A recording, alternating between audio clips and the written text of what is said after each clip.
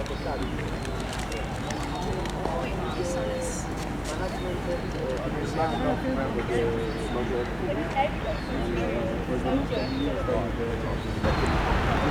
look so pretty. Thanks. You look so pretty. You look gorgeous.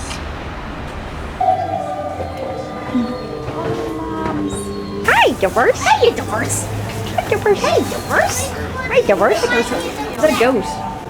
Oh, I don't know.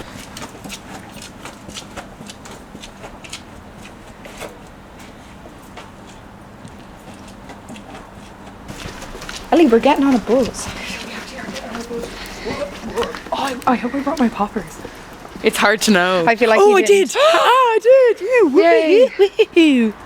But Should we do one now? With all my love I place this wedding ring upon your finger. There won't be time to share our love, for we must say goodbye.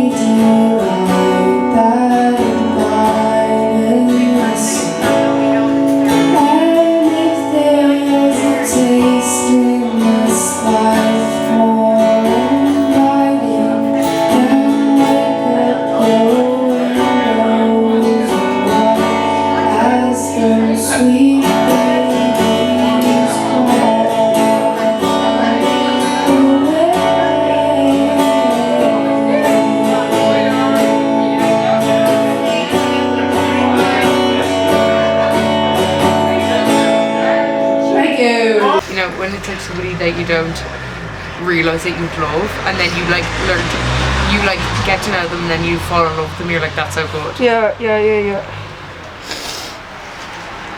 Because whenever, like, not to sound like an asshole, but like, whenever someone, like, there's loads of people and everyone hates one person, then I'm like, it's my mission to like them, so I'm like, I like them straight away. Like, and every time someone's like, I don't like this, and it's like a thing that they don't like about them, that's like a conventional thing that they don't have, it's like I like them even more. Do you know what I mean? I get that. I get what you mean. That everyone thinks that I'm like, that I've always, even, yeah, I'm not saying it's true or whatever, but I'm just like, I always felt like that in school and in my family. I always felt like the weird fucking like piece of shit. Like, do you know what I mean? Like a piece of shit, because I was real, like, not like I'm weird, I'm a weirdo, but like I just always felt real weird and unconventional. So like people like that, I literally like warm to so much, and that's why I always get in weird relationships, because it's like, do you know what I mean? Like, because people who aren't conventional, I just love. Because I feel like I relate to them, and I have empathy for them because I understand. And you know what I mean? You give so much love to things that you understand, like that you've been through, and that you understand that other people have gone through as well. Do you know what I mean? Of course, like, so like I always relate to that. So I'm just like, love people like that. When I woke up with a headache and the desk sitting next to me, and he's fast fast asleep as always, but I saw it all so differently.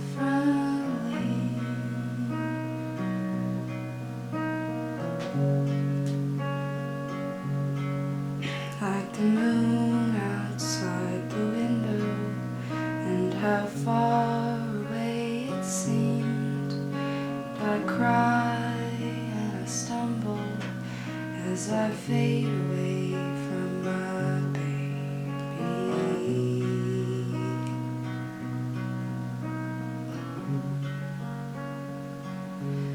But then he sings to me, and I fall back asleep. Then he sings to me, and I fall back asleep.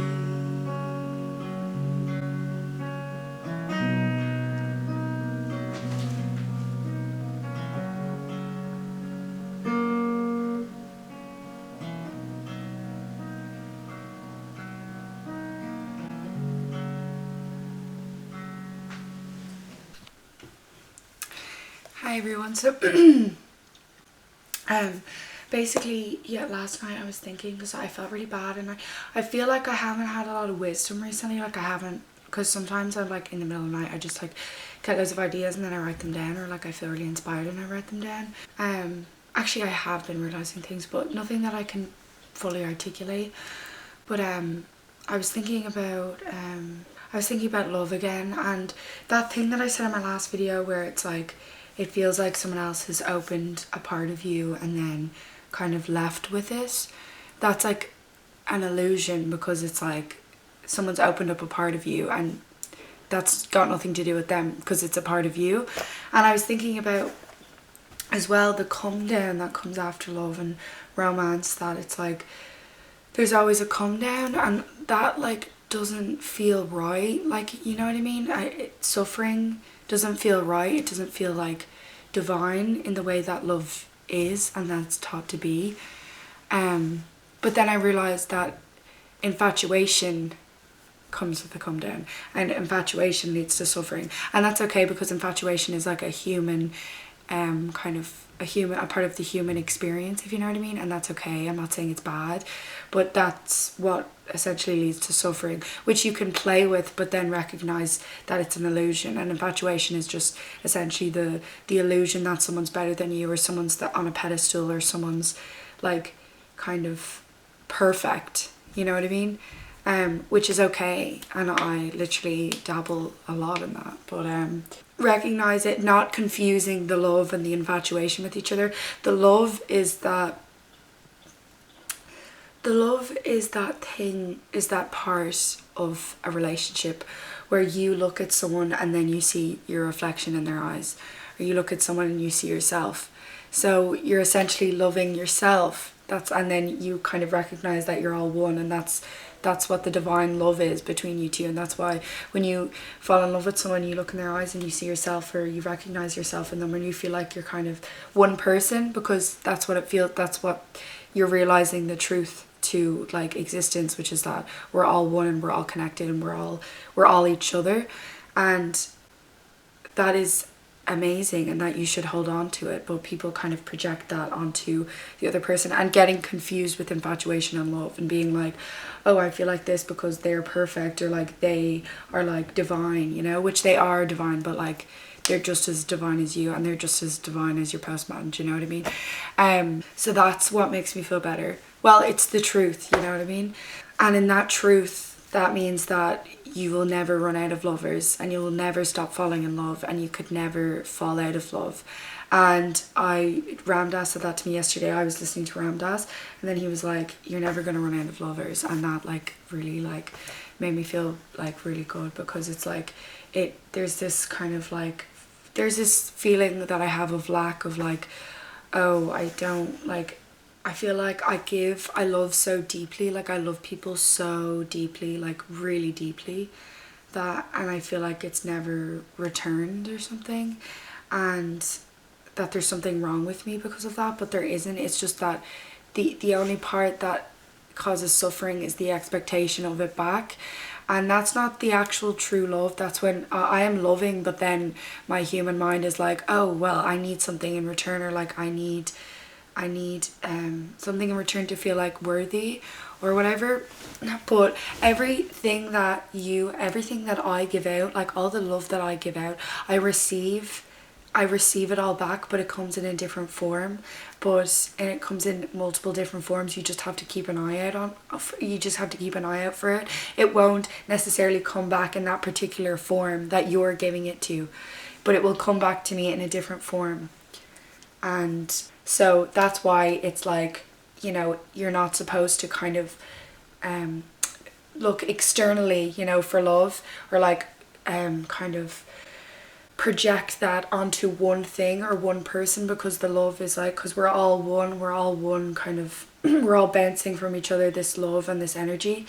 And so it's not going to come back to me in that form. It's going to come back in multiple different forms. So you need to be focused on the love rather than the material thing that you think that the love is going to come from, if you understand me.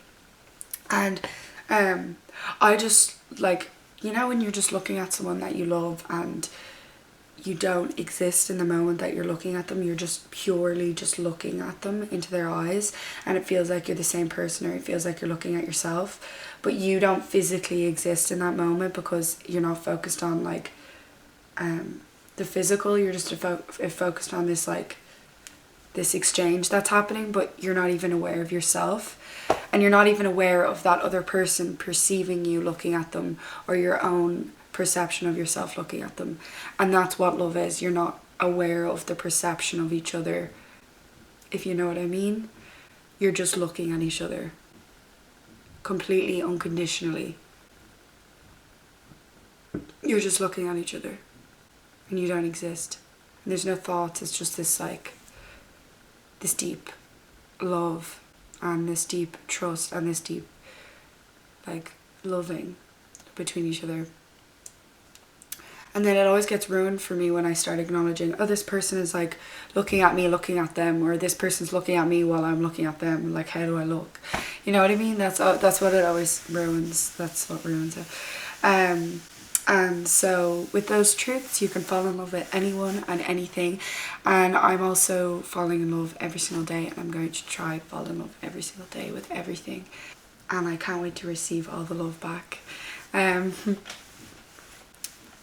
And yeah, I'm gonna see if I wrote down anything else. Because as I was saying, that thing of like someone unlocks a part of you, and it's like, take that with you and take them with you, because they're yourself, and let them, you know, they're not going anywhere, and it's okay because they're right here. And also the suffering that comes with love is that the suffering that comes with romantic relationships is usually they're not here with me right now, which is an illusion. Because when you look at them, you're one with each other, and when you feel them, you're one with each other, and you're never separate, and you're divinely connected, and you're always together. But being like suffering from them not physically being beside you is an illusion, and it's from infatuation or like some other human need. It's not the divine part. So. And what's so beautiful about falling in love with someone and being in a relationship with them, because as well, obviously you get in a romantic relationship with someone, and what makes me feel unsafe is that you're in love with them and you think that they're the best person ever, and then you guys break up and then you hate each other, and that there's this big distance and you really hate each other, and there's so much anger and pain. And I feel like the only time I can get over someone is to like hate them, and it just doesn't make me feel nice, because I'm like, we shared so much and we like fell in love with each other. And I think after a certain amount of time, I think now with my ex-boyfriends, I can love them like I love everyone else, and appreciate the enlightenment that we shared together, and kind of depersonalize that to like who they are as a person, but just like appreciate the being behind everything, and for showing me that, if you know what I mean.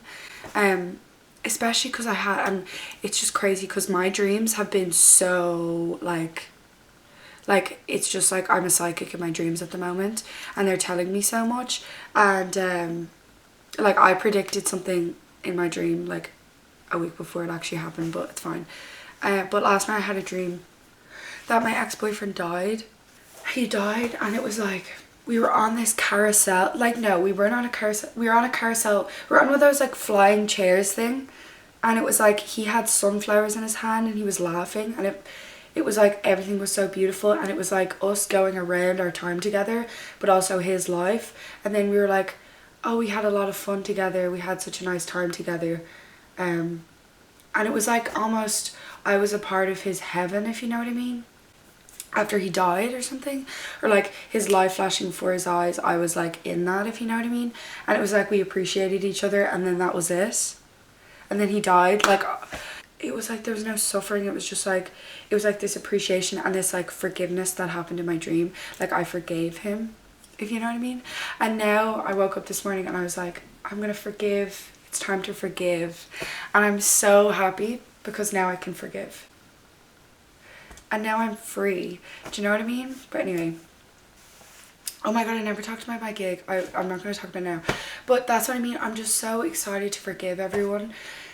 I think I get confused with forgiveness to like letting people fuck me over a lot. Like, because I'm just like, if someone's nice to me, I'm just like, yeah, like someone could literally murder, like literally murder me, and then I resurrect, and then they're just like, then they're just like, hey, Saoirse, and I'm like, oh my god, they're so nice, and then I just like become their friend. But like I genuinely, but also on the other hand, I actually genuinely do try to forgive people to like because I don't want to be burdened with anger or hatred or whatever. It's a really difficult thing to do, but it's okay, because each time you can I close my eyes, and everyone that I'm angry at, and usually when I'm at church and I like light a candle, I always pray for the people that like make me the most angry, because it's the biggest challenge, like, and I like to give that the most attention, because that's where like my anger and my pain comes from.